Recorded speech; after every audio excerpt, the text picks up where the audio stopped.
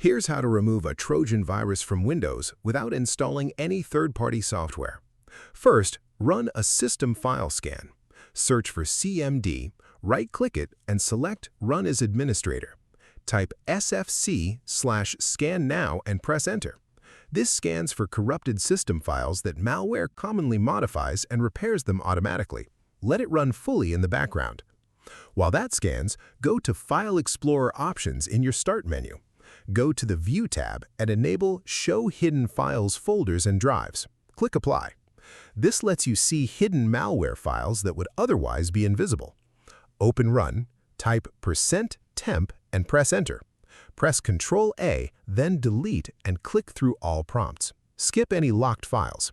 Open Run again, type temp and press Enter. Repeat the same deletion. Open Run a third time, type prefetch and press Enter. Delete everything inside the same way. These folders accumulate temporary files that malware commonly uses to persist on your system. Search for Check for Updates and install all available Windows updates, then restart. After restarting, go to Settings, then Privacy and Security, then Windows Security, then Virus and Threat Protection, then Scan Options. Select Microsoft Defender Antivirus Offline Scan and click Scan Now. This runs a deep scan outside of Windows where malware cannot hide.